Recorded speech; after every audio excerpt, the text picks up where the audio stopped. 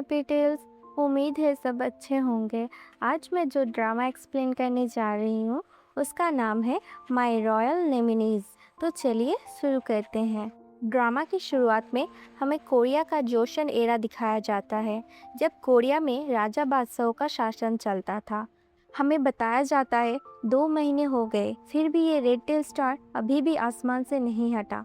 पिछले 2 महीने से लगातार राज्य में भूखमरी और प्लेग जैसी कई बीमारियां फैल रही है। ये सब हुआ है उसी दिन से जिस दिन राजा ने रानी दान को पदोन्नति दी थी। इसके बाद हम रानी दान को देखते हैं जो एक पेंटिंग बना रही थी। तभी बाहर राजा के सैनिक चिल्लाने लगते हैं और महाराज का आदेश सुनाते हैं, जहां महाराज ने कहा है कि रानी दान ने मुख्य कंसर्ट और युवराज को मारना चाहा है, इसलिए उसे मृत्युदंड दिया जा रहा है। उसके सामने जहर रखा जाता है। दान वहां आकर बैठती है। दूसरी तरफ राजा के पास मंत्री बातें कर रहे थे कि रानी दान की वजह से देश में ऐसी स्थिति पैदा हुई है। तब महाराज पूछते हैं, क्या उसने जहर पी लिया? तब मंत्री कहता है, अभी तक तो पी लिया होगा। लेकिन देखा जाता है कि दान वो प्याला तोड़ देती है और चिल्लाकर कहती है, मैंने क्या किया है? मैं क्यों मरूं? मैं सिर्फ अपना अधिकार लेना चाहती थी। मैं गरीब परिवार में पैदा हुई हूँ तो बड़े परिवार के लोग मेरे साथ बुरा बर्ताव करेंगे? ये मैं नहीं मानूंगी। इसमें मैंने क्या गलत किया? वो कहती है कि वो महाराज से बात करना चाहती है, लेकिन उसे फिर से जहर ला कर दिया जाता है। वो इस बार भी उसे फेंक देती है। इसलिए महाराज के लोग और दासियों को बुलाकर उसे ज़बरदस्ती पकड़कर जहर पिला देते हैं। इसके पास ही हम एक सामान को देखते हैं जो कि किसी के खून से कोई रिचुअल कर रही थी। इधर दान की हालत बहुत ख़राब होती जाती है। तभी मौसम बदल जाता है। अचानक से आसमान से बर्फ़ गिरने लगती है। दूसरी तरफ सामान का रिचुअल टूट जाता है। वो कहती है, शायद मैं बहुत कमज़ोर हो गई हूँ, लेकिन वो जहाँ भी रहेगी ज़रूर अच्छी रहेगी। इधर दान की हालत बहुत ही ख़राब थी। उसे याद आता है कि एक दिन एक लड़के ने उसे बचाया था, लेकिन वो उसका चेहरा साफ नहीं देख पाती। इसके बाद ही वो मर जाती है। थोड़ी देर बाद वो आंखें खोलती है। वो मन ही मन कहती है, क्या मैं मर गई? वो चारों तरफ देखकर बहुत हैरान हो जाती है, क्योंकि यहाँ बहुत लोग थे। हर कोई अलग अलग काम कर रहा था, क्योंकि ये एक शूटिंग स्पॉट है। यहाँ एक मशहूर स्टार थी जिसका नाम है जी हायो। दान उसे देखकर कहती है, ये लड़की अपने पैर बाहर क्यों निकाली हुई है? बहुत ही बदतमीज लड़की है। यहाँ हमें पता चलता है कि दान की यहाँ पर एक शूटिंग चल रही है। जो सीन असल में जी हायो को करना था, लेकिन दान जहर के नाम पर जो दवा पिएगी उसमें जी हायो को एलर्जी है। इसके बाद शूटिंग शुरू हो जाती है। पहले की तरह कुछ लोग दान से कहते हैं कि उसके लिए मृत्युदंड का आदेश आया है। दान चिल्लाकर कहती है, तुम्हारी इतनी बड़ी हिम्मत कैसे हुई? ये सब तब हैरान हो जाते हैं। वो चिल्लाकर कहती है, मैं कोई जहर नहीं पीऊंगी। जो भी उसके पास आ रहा था वो सबसे लड़ रही थी। एक समय सब उसे पकड़ लेते हैं, लेकिन वो उन सबको गिरा देती है। इससे तो ये सब हैरान हो जाते हैं। इधर हमें दिखाया जाता है कि बाहर एक न्यूज़ बहुत ही वायरल हुई है कि बायोजी कंपनी के सीईओ सेगी ने अपने चचेरे भाई मुंडो के ऑफिस में जाकर तोड़फोड़ की है। सेगी एक बहुत ही मशहूर फैमिली से बिलोंग करता है, जिसे चेरी इंडस्ट्री के नाम से जाना जाता है, लेकिन उसने अलग से अपनी पहचान बनाई है, बायोजी कंपनी खोली है और उसकी रेपुटेशन अब बहुत ही ख़राब है। सब सोचते कि वो बहुत गुस्सैल और रूड है। इसके बाद जनता ऑफिस के सामने प्रोटेस्ट करना शुरू कर देती है। सेगी जब बाहर आता है तो लोग उस पर अंडे फेंकते हैं। उसी समय सेगी का असिस्टेंट हान अपनी छतरी से उन अंडों को रोकता है। ये सब आंदोलन बंद करवाने के लिए सेगी एक बड़े बिजनेसमैन के साथ डील करने जाता है, लेकिन वो आदमी उसके प्रस्ताव पर राजी नहीं होता। सेगी तब उसे डराने लगता है। वो एक एक करके फाइल निकालता है और कहता है, अगर आप मेरी बात नहीं मानोगे तो मैं ये सब पब्लिक कर दूंगा। आपका 1 बिलियन रुपए पहले ही लॉस हो चुका है। 3 सेकंड के अंदर अगर आपने साइन नहीं किया तो आपका 3 बिलियन रुपए भी लॉस हो जाएगा।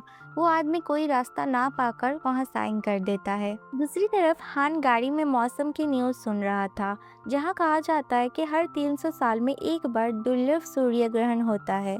वो कुछ दिनों के अंदर ही होगा। इसी बीच सेगी वापस आ जाता है। दूसरी तरफ दान जिन जिन लोगों ने उसके साथ बुरा बर्ताव किया था उन्हें पकड़कर ले जाने को कहती है, लेकिन तब वो देखती है कोई उसकी बात नहीं सुन रहा है। तभी उसकी दोस्त वहाँ आ जाती है। उसका नाम है यूना। यूना कहती है, सेओरी तुम पागल हो गई हो क्या? तुम ये सब क्या कर रही थी? दान उसे गाली देकर कहती है, एक दासी होकर तुम मुझसे इस तरह से बात कर रही हो? यूना उसके माथे पर हाथ रखकर देखती है कि उसे बुखार आया है, इसलिए वो कहती है मैं तुम्हारे लिए दवा लाती हूँ। दान देखती है कि सब अपने में बिजी है और हर कोई अजीब कपड़े पहने हैं। तब उसकी नज़र कुछ अमेरिकन्स पर जाती है। वो मन में कहती है, सुनहरे बाल, नीली आंखें, क्या ये पश्चिमी लोग हैं? एक लड़की कहती है, तुम्हारी एक्टिंग मुझे बहुत पसंद आई, हम एक सेल्फी लें? दान कैमरा में अपना चेहरा देखकर बहुत डर जाती है। वो दौड़ने लगती है। इसके बाद वो जी हायो से आईना लेकर खुद को देखती है। फिर वो फिर से दौड़ने लगती है। दूसरी तरफ सेगी अपना वायरल वीडियो देखता है। वो कहता है, ये कौन है? मैं इतना वायरल हो गया हूँ फिर भी मुझे नहीं पता। हान कहता है, हमने अपने लीगल टीम से पहले ही बात कर ली है, ये एक एडिट का काम है, ये आप नहीं है। सेगी कहता है, देखा तुमने ये कितने सुंदर एडिट करते हैं? मैं खुद को देखकर हैरान हो गया था। उन्हें मेरे पास लेकर आओ, मैं उनके साथ काम करना चाहता हूँ। इसके बाद दान फिर पुरानी बातें याद करने लगती है, जहाँ वो सामान उसे कह रही थी, आपको आपके शरीर का खून देना होगा और मैं आपको कह रही हूँ, जीने के लिए पहले आपको मरना होगा। दान इसके बाद अपना हाथ काटकर खून दे देती है। फ्यूचर में वो अपना हाथ देख रही थी और समझ जाती है कि यहाँ कोई काटने का निशान नहीं है, यानी वो किसी और लड़की के शरीर में आ गई है जिसका नाम है सेओरी। अब से हम उसे सेओरी ही कहेंगे। इधर हम सेगी के चचेरे भाई मुंडो को देखते हैं, जिसका एक बच्चे के साथ स्पॉन्सरशिप का वीडियो बनाया जा रहा था। थोड़ी देर बाद उसका इंटरव्यू लेने एक रिपोर्टर आता है। वो सेगी का वही वीडियो दिखाता है। तब मुंडो कहता है, ये वीडियो अभी वेरीफाई नहीं हुआ है, इसलिए कहा नहीं जा सकता कि ये सेगी ने ही किया है।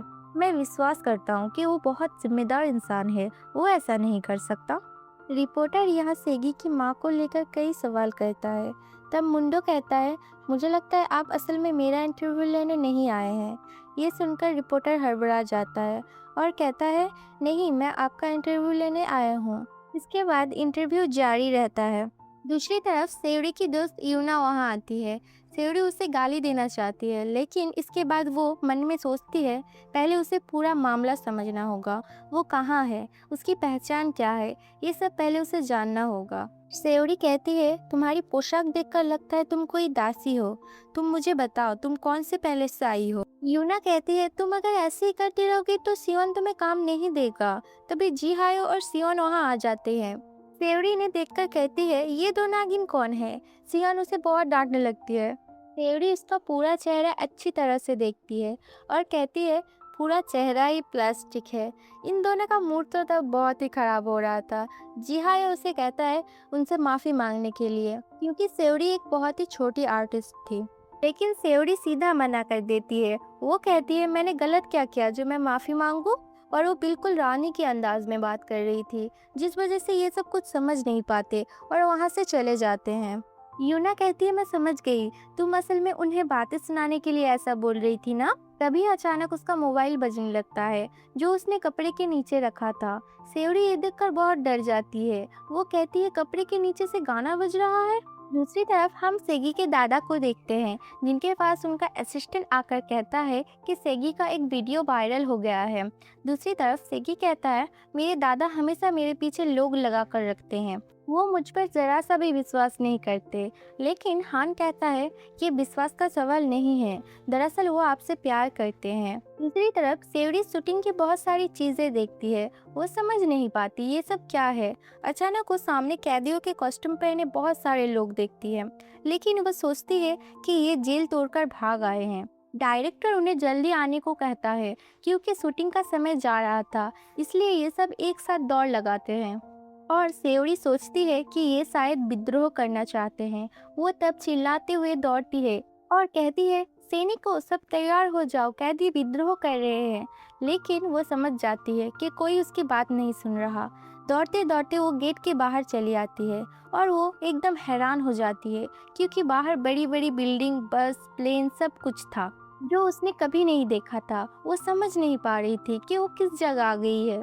इधर ये दोनों गाड़ी में बात करते करते आ रहे थे। अचानक गाड़ी के सामने सेवड़ी आ जाती है और वो बेहोश होकर वहीं पे गिर पड़ती है। ये दोनों गाड़ी से बाहर निकल जाते हैं। सेगी पूछता है, तुमने क्या उसे धक्का दिया? तब हान कहता है, नहीं, वो पहले से ही बेहोश होकर गिर गई थी। इसी बीच सेवड़ी चिल्ला उठती है और कहती है, मैं जहन्नुम में आ गई हूँ? ये एक जहन्नुम है? वो दौड़ना शुरू करती है। उसके सामने से गाड़ी आने लगती है तो सेगी उसे खींचकर अपने पास लाता है। दोनों तब एक दूसरे को अच्छी तरह देखते हैं। सेगी उसे खींचकर फुटपाथ पर लाता है। वो कहता है, तुम्हारी प्रॉब्लम क्या है? अब अगर तुम्हारा एक्सीडेंट हो जाता है तो मेरा स्कैंडल और बढ़ जाता। लेकिन वो चिल्लाकर कहती, तुम्हारी इतनी बड़ी हिम्मत, तुम मेरे साथ इस तरह बर्ताव करोगे? वो उसे पकड़कर थप्पड़ मार देती है। सेगी उसे पैसे देकर मामला वहीं खत्म करने को कहता है, लेकिन सेवड़ी बहुत गुस्सा हो जाती है। वो कहती है, तुम एक रानी को एक भिखारी की तरह ट्रीट कर रहे हो। वो सामने सिग्नल पर रुकी एक फूलों की गाड़ी से एक डाल उठाकर पकड़कर उसे मारना शुरू कर देती है। आसपास के लोग सब उन्हें देख रहे थे। सेगी भी एक फूल लेकर उसके साथ लड़ रहा था। आसपास के सब लोग ये देख रहे थे। उन्हें लग रहा था कि ये कोई कपल फाइट चल रही है। सेगी जब देखता है कि सब उन्हें देख रहे हैं और तस्वीर ले रहे हैं, तब वो सेवड़ी को रोकने को कहता है। इसके बाद उसे एक कार्ड देता है और कहता है, ये मेरा ऑफिस है, यहाँ चली आना, यहाँ मैं तुम्हारे इलाज का सारा खर्चा दूंगा। इसके बाद सेगी जब अपने ऑफिस में आता है तब वो कह रहा था कि लड़की सच में पागल है, वायरल होने के लिए सब कुछ करने को तैयार है। तब हान कहता है, लेकिन आपको सावधान रहना होगा। सामन ने कहा है कि ये साल आपके लिए बहुत खराब जाएगा। आग, पानी और लड़कियों से आपको दूर रहना होगा। दूसरी तरफ सेवड़ी चलते चलते रास्ते के बीच में जोशन एरा का एक नक्शा देखती है और उसे देखकर वो बहुत खुश होती है। लेकिन तभी वो देखती है कि कुछ छोटे बच्चे वहाँ इकट्ठा हुए हैं। उनके टीचर उन्हें कह रहे थे कि ये टाइम ट्रेवल की जगह है। अब हम सीधे जोशन एरा में चले जाएंगे। ये सुनकर सेवड़ी उनके पीछे खड़ी हो जाती है। देखा जाता है असल में वो एक म्यूजियम में आए हैं जहाँ जोशन एरा की चीजें रखी थी। सबसे पहले वो सब एक पेंटिंग देख रहे थे, जो पेंटिंग हमने सेवड़ी को यानी रानी दान को देखा था बनाते हुए। यहाँ टीचर कह रही थी, ये तत्कालीन समय की महारानी ने बनाई थी। लेकिन सेवड़ी कहती है, ये बात आपको किसने कही? इसे तो कंकीबाइन दान ने बनाया था। आप किसकी बात कर रही हैं? उस खराब रानी की जिसे मृत्युदंड दिया गया था? उसकी मौत के बाद उससे रानी टाइटल भी छीन लिया गया था। बच्चे सब कह रहे थे, हाँ, वो रानी बिल्कुल अच्छी नहीं थी, अच्छा हुआ उसके साथ ऐसा हुआ। सेवड़ी ये सुनकर बहुत दुखी होती है कि वो सचमुच में मर चुकी है। लोग अब तक उसे बुरे नाम से ही जानते हैं। जब सेवड़ी वहाँ से जाने लगी तब एक लड़की उससे पूछती है, क्या आप उस रानी के बारे में और कुछ जानती हैं? दरअसल मैं इस बारे में एक डॉक्यूमेंट्री लिख रही हूँ। थोड़ी देर बाद देखा जाता है कि सेवड़ी बाहर आ गई है और वो ये सोच रही थी कि इसका मतलब वो मर गई है और भविष्य में सब उसे खराब रानी के रूप में जानते हैं। जब सेवड़ी उदास होकर जा रही थी तब एक सामन उसे बुलाती है। वो उसे रानी माँ कहकर बुलाती है। सेवड़ी को लगता है कि शायद इस महिला ने उसे पहचान लिया, इसलिए वो उसके साथ बैठती है और कहती है कि मैं 300 साल पहले से आई हूँ। महिला ध्यान से उसकी बात सुन रही थी, लेकिन उसके एक्सप्रेशन से लग रहा था कि वो उसकी एक भी बात पर विश्वास नहीं कर रही थी। दूसरी तरफ सेगी एक मीटिंग में था जो अपने नए प्रोडक्ट का प्रेजेंटेशन दे रहा था। फॉरेनर क्लाइंट कहती है, इस मॉडल की तस्वीर पूरी क्यों नहीं है? सेगी कहता है, इस प्रोडक्ट के लिए मैं नया चेहरा ढूंढ रहा हूँ, वैसा मॉडल मुझे अभी नहीं मिला है। इसके बाद वो बाहर आ जाते हैं और देखते हैं कि बहुत सारी लड़कियाँ हिस्टोरिकल पोशाक पहनकर आई है। फॉरेनर लड़की पूछती है, ये कौन है? सेगी कहता है, ये मॉडल बनने के लिए यहाँ इंटरव्यू देने आई है। फॉरेनर लड़की कहती है, अच्छा, अगर मैं आपको थप्पड़ मारूँ तो क्या आप मेरे साथ डेट करेंगे? सेगी एकदम हैरान हो जाता है। तब फॉरेनर लड़की कहती है, गुस्सा मत होइए, ये एक जोक था। उसके बाद वो चली जाती है। सेगी हान से पूछता है, ये कैसा जोक है? हान कहता है, ये अभी बहुत ट्रेंडिंग में है। अगर कोई अमीर लड़की को डेट करना चाहे तो कहा जाता है कि पहले उसे थप्पड़ मारो, इसके बाद ही वो तुम्हारे साथ डेट करेगा। सेगी कहता है, ये कैसी बात है? जो लड़की मुझे थप्पड़ मारेगी मैं क्यों उसे प्यार करने जाऊँ? हान कहता है, पहले उस पर आपका इंटरेस्ट काम करेगा कि उसने आपके जैसे आदमी को थप्पड़ कैसे मारा। बाद में धीरे धीरे आप उस पर कमज़ोर पड़ जाएंगे। सेगी तब उसे चुप रहने को कहता है और ये सब फालतू बातें भविष्य में ना कहने को कहता है।